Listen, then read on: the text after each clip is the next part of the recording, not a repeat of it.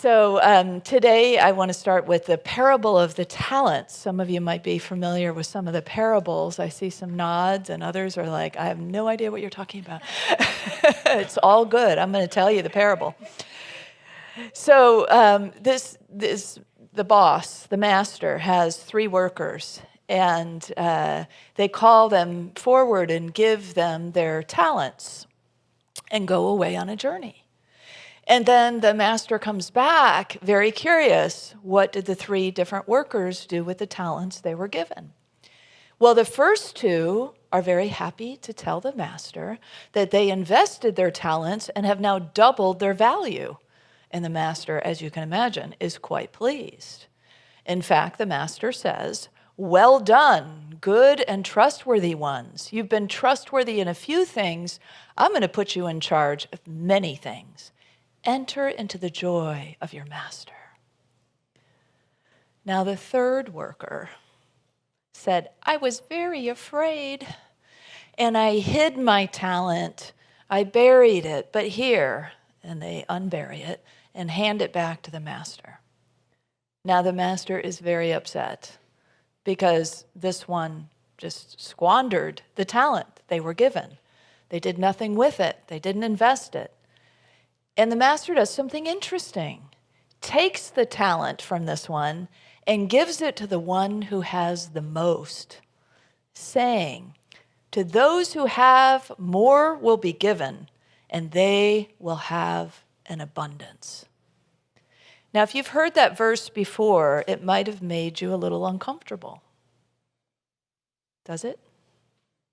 A little, kinda, yeah, in a way. But it's not meant to be a cruel statement. It's a true statement. It's about spiritual principle. It's about how we use the divine gifts we've been given, our thoughts, our feelings, our love. And if we invest them, as the first 2 demonstrated, then there is a co-creative process going on. There is a value being seen. There's an expansion of this thing that has been used, that ability, that talent, that gift, that whatever it may be that we are investing. If we squander it, if we bury it, if we hide it, then it's out of our sight and we don't even know we have it. We forgot we even ever were given this thing. And so nothing can happen. We're contracted then. We're just stagnant in a way. So how are you choosing to use the talents and gifts you have been given? And they can be the talents and gifts we all have, things like thoughts and feelings, creativity, love. What are you choosing? Are you hiding? Are you squandering? Are you burying?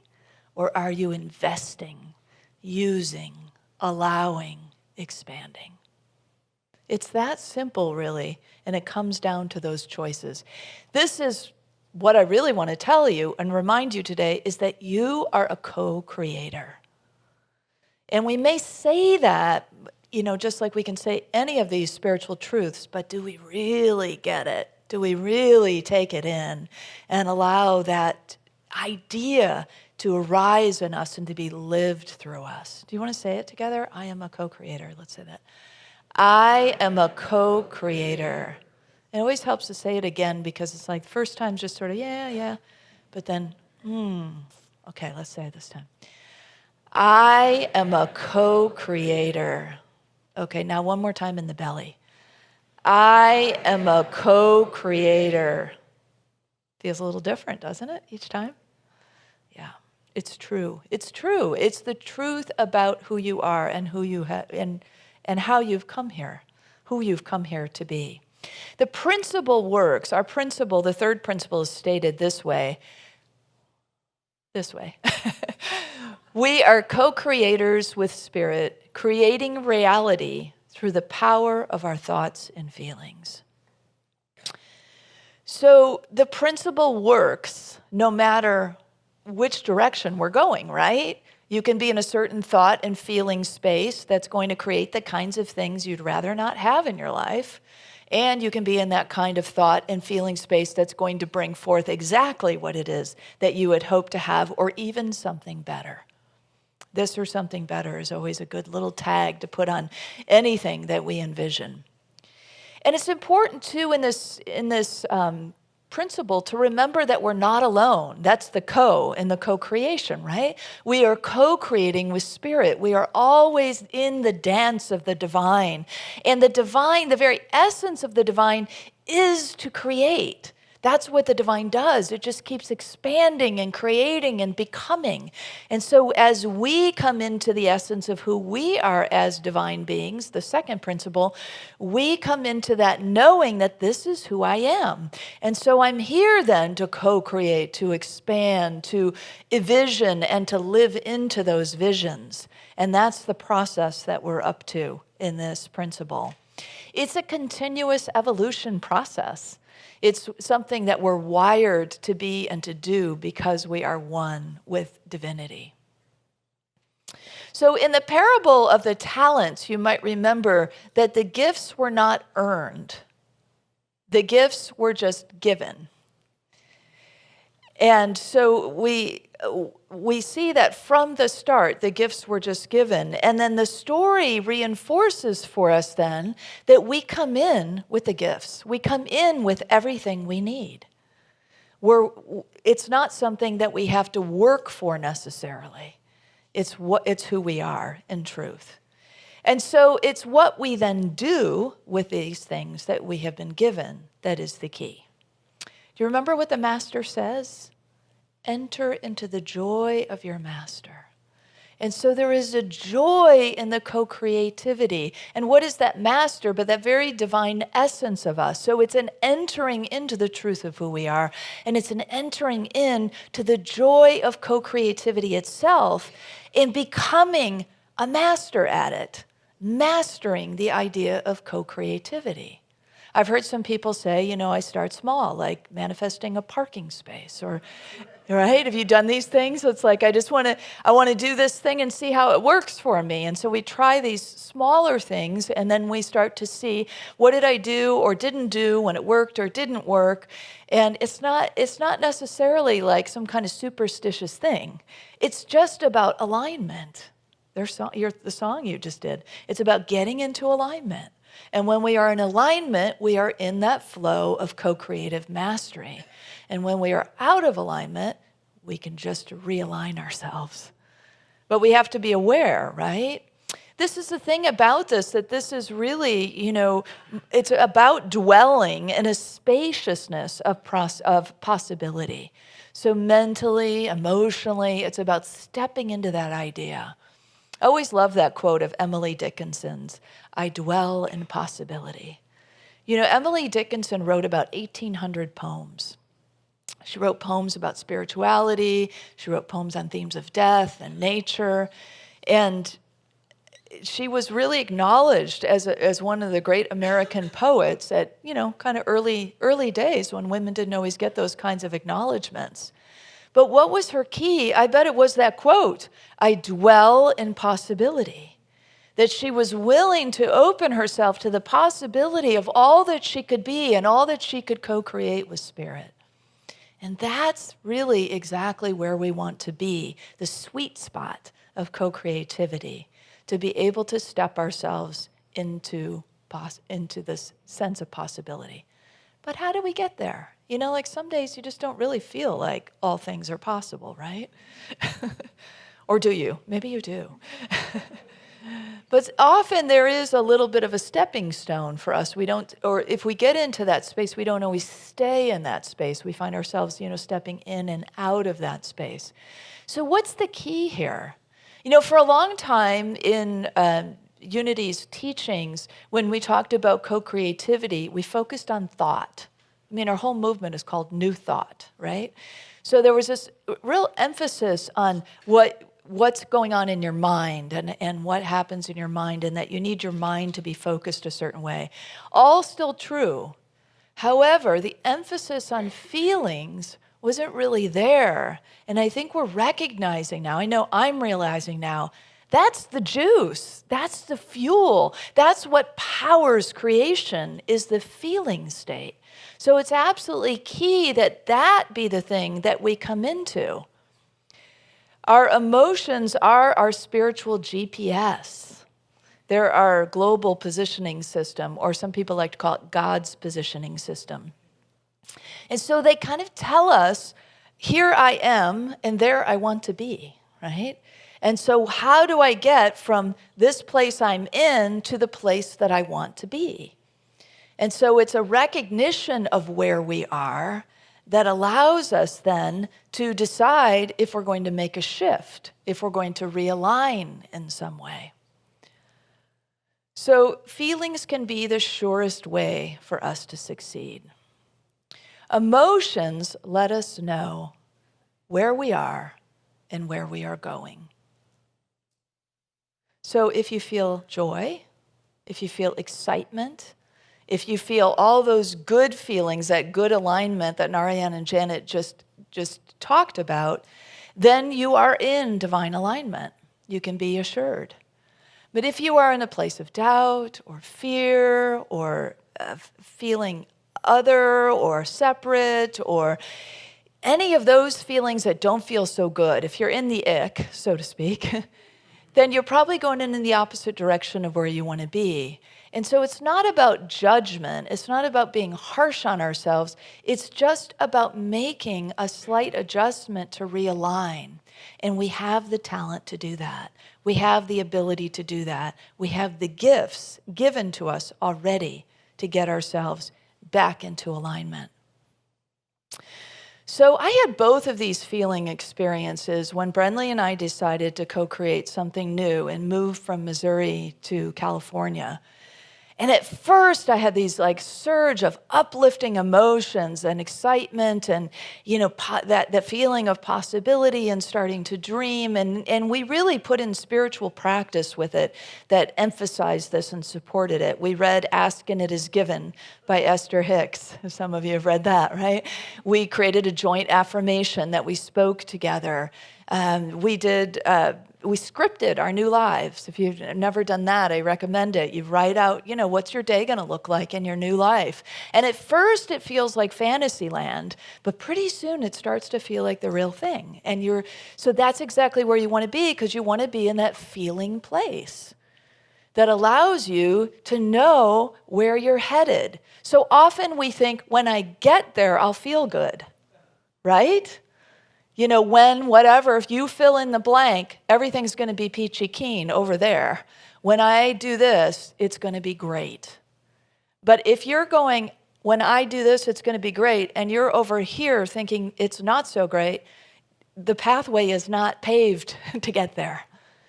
It's getting into the feeling state that says, this is how it feels. When I'm imagining, when I'm dreaming, when I'm in the vision, this is how it feels. And putting ourselves in that again and again and again begins to allow us to experience the reality of that thing that you're dreaming of, becoming, of being, of experiencing, whatever it may be. So, these feelings for us when we were in this process were pretty good. I mean, there were times where I felt a little bit, wondering what we're going to do, where we're going to live, how we're going to work, those kinds of questions came up, and a little anxiety would arise. But then I would be able to realign myself with the practice. And also, I was co-creating with a partner. So it's also another way to see co-creation is to work with others, right? It enhances the process. It can make it more fun. Sometimes it can make it more complex. But it can also be a very enriching process to co-create with others. That's what we do here, right? Every Sunday, we're doing some co-creating together. Every time we come together in classes or events, we're doing some co-creating together. What we create right here as a campus is a co-creation together. When we serve beside one another, we're co-creating together. So there's so often that you are in that space of co-creating, not just with spirit, but with others. So in the story, in our process, I started to have these dreams, and they seemed a little outlandish. I was working on movie sets with Brad Pitt. I was writing movie scripts. I mean, it was pretty fun stuff. And then I realized, I was like, when I'd wake up and I think, am I going to do that? Is that what's going to happen out there in California? We're not even going to LA. I mean, I don't know. Like, maybe we should change our plans. Maybe Spirit's trying to tell me something here. But what I really realized what Spirit was trying to do for me and show me was to expand. That anything is possible. Who will you meet? What will you do? What kind of collaboration? Maybe it'll completely change the work you do. Maybe, all of it was possible. The restart was a complete restart, a rebirth, a new opportunity to recreate self. How exciting is that? When's the last time you woke up and said, wow, a whole new me, a whole new day, a whole new life. What will I create today? It's an exciting place to be, right? And excitement is a divinely aligned feeling.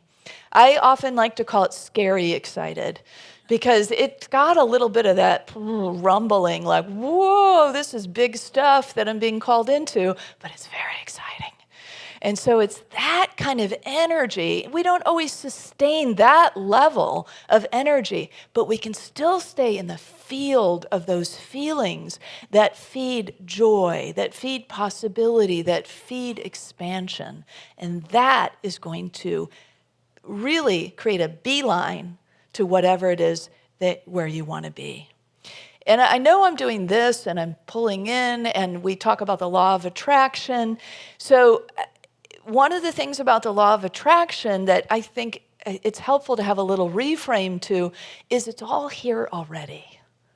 So the attraction isn't like I'm getting that thing out there. It's not like I'm going to attract that thing out there. It's like I'm a magnet with all the talents, all the gifts, everything I need, all the tools, the thoughts, the feelings, the beliefs, the possibility, all the things I hold. And then things come to me easily and effortlessly. So a lot of our wiring is work really hard to get out there to get it, right? And I did fall into that after we moved to California. It was lots of things happened that were amazing, including living in Santa Barbara and the beauty and the beach and the new friends and the new activities we got into, and on it goes. But work-wise, I just wasn't really like financially prospering in my ministry. And so instead of just like being with that and relaxing into what was, I pushed harder. Do you ever do that?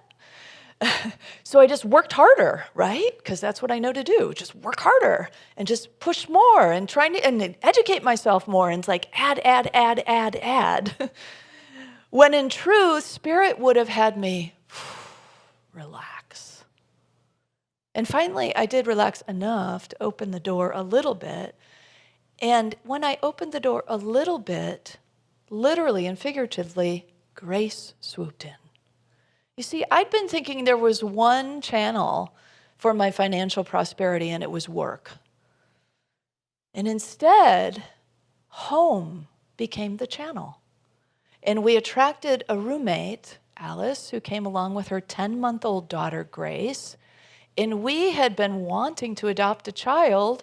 And so voila, now we have somebody helping us with our housing expenses, and we have a child in our home who we get to watch walk and talk and help raise, and all the joys that come with having a child around.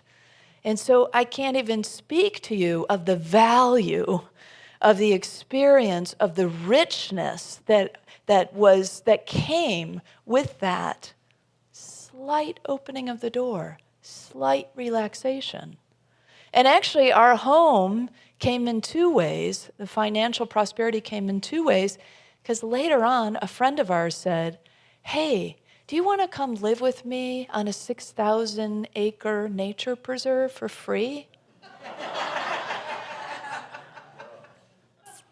Now, we are big nature lovers. And free sounded really good, too. And so we did. And we lived there for 1.5 years with abundant wildlife and peace and beauty. So I guess the point of my story is I could not have thought that up in 1,000,000 years. I really wouldn't have thought that up. We had, been going through the arduous process of adopting a child, and I had been going through the arduous process of creating a successful retreat ministry in an area saturated with spiritual retreats and big names. Just consider that too. Sometimes the mind does need to come into play and go, I don't know, that's probably not the best angle. But, and then these things happen because Spirit wants to give you the very best, like better than you could imagine. Best. That's how loved you are. That's how creative you are. That's how powerful you are. That's what you're made in the image and likeness of, a creator that brings forth love beyond your imagination. That there is grace for you at every turn. That there is joy to be had and experienced. And I believe that the gods, the invisible beings, all of that is beyond the physicality of our experience, cheers when we get it. When we realign ourselves, when we relax and allow, and then just do the things that are before us to do, that are a part of that sacred dance. I'm not saying things are never about some hard work, but it's not like the forefront thing. This is what I'm learning now, finally, after all these years. Anybody else coming up against this this learning? It's like, it doesn't have to be so hard. Life doesn't have to be like pushing a boulder uphill. It was never meant to be that. It was meant for you to ride on that boulder down the hill going, whee! That's how we were designed to be, in that co-creative joy. And how much joy we bring to others when we are in that space, right? How much we can give to others when we are in that kind of space. So yes, we're going to find ourselves in those other spaces because we're human beings and we have the whole spectrum, right? But when we do, we can move through that emotional ladder of consciousness and allow ourselves to shift. Esther Hicks says something about emotions. There's a slide in there. There it is. Your emotional vibration is your access point to co-creation. Your emotional vibration is your access point. So that does not mean if you're feeling down in the dumps that you're not a co-creator. You are. But you're probably going to find yourself down in the dumps going, I don't want to create more of this. Once you become aware, right? And so then there's just that recognition that I can realign myself. How? How do you realign yourself? Well, it's one rung of the ladder at a time. We don't go from despair to hope like that, or even joy like that, right? Hope might actually be the next rung. So we just move up the rung, slowly but surely, one at a time. And you know what the greatest fuel is to propel us up that emotional ladder of consciousness? Anybody know? Appreciation. Appreciation every time. We can find the tiniest things to be grateful for, the smallest things, in those places where you're in a dark place and you think, oh, there's no light in here. And then all of a sudden you realize, oh no, there is a little bit of light. And now I'm grateful for that little bit of light. And when you become grateful for that little bit of light, there's a little bit more light. And then when the little bit more light comes in, you can see something, maybe color, maybe shape, maybe form, and now you're grateful for that. And pretty soon you're grateful for the feeling that's happening because you're starting to open up and you're starting to come out of that funk. And so that gratitude then opens it further. And then, you see what I'm saying? It's just, that's how it works. It's not like expect to go from 0 to 100, but it's like, oh, I know how to do this. I know how to move myself from these places where I'm not co-creating the kinds of things I want to be co-creating. In fact, I'm getting more of the stuff I don't want. And I know how to open the door a little bit, to relax a little bit, to allow some light in, to allow some love in, and then to be grateful for it. So what are you up to? What are you visioning these days? What are you co-creating? Or have you been in that kind of mindset? Have you been thinking about what you're dreaming for your own life or for the world around you, for your children, your grandchildren, your hopes, your dreams? Some people think, I get to a certain age and, well, I don't really do that stuff anymore. Anybody get to that place? It's like, yeah, I got it all. I got everything I want. I got everything I need. I'm good. No more becoming for me. It's all downhill from here. But actually, no matter where we are, there's always something that lights us up. There's always something more for us to open to become. And that's the beauty of being on this spiritual journey, isn't it? It's endless.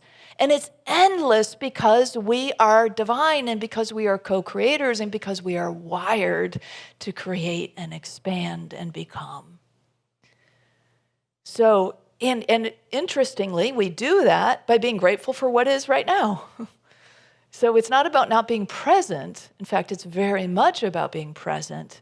And as we are very present and very appreciative, opening up that superhighway of all it is that we want to become. So let's take a moment to maybe look within and see what's up for you. What's rumbling? What do you want to create? What are you visioning lately for yourself or your world? If you want to close your eyes, if you feel comfortable doing so, and drop into your heart space and just ask yourself, what is the desire I have right now for myself, for my life, or for my world?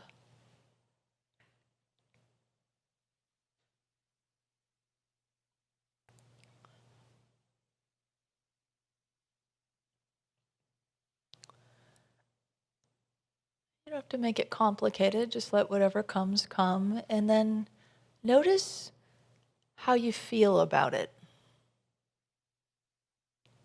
How do you feel about that dream or vision or intention?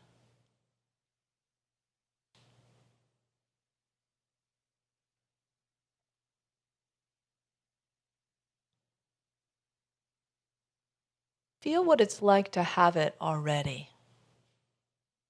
Put yourself in the space of already being there. How does that feel?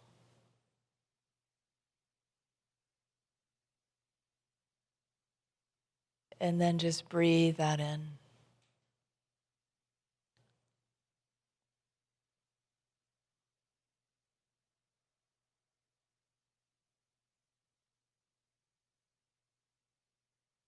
Imagine yourself doing or having.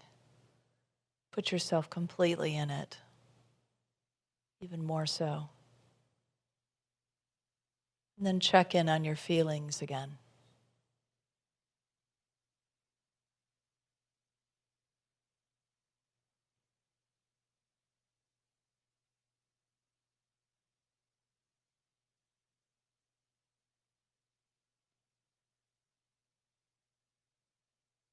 See if you can inhabit this new feeling space. You just tell yourself, how will I shift back into this feeling place?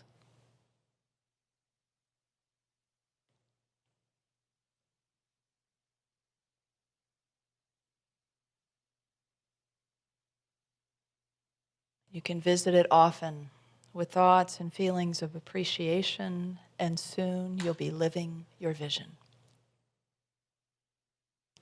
It's important to know that we never are far from our vision. It lives in our hearts. And Spirit holds it with great clarity, where it is that you've envisioned going, what it is that you've envisioned doing or becoming. So just remember the fuel of appreciation to help get you there. And there's some other, of our tried and true practices that might help you.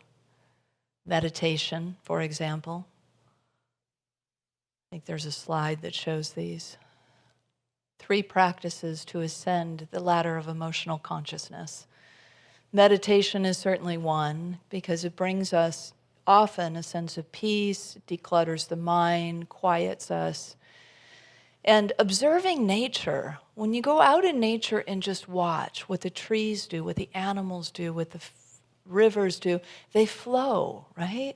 They flow with whatever comes, whatever is. They don't resist and push up against.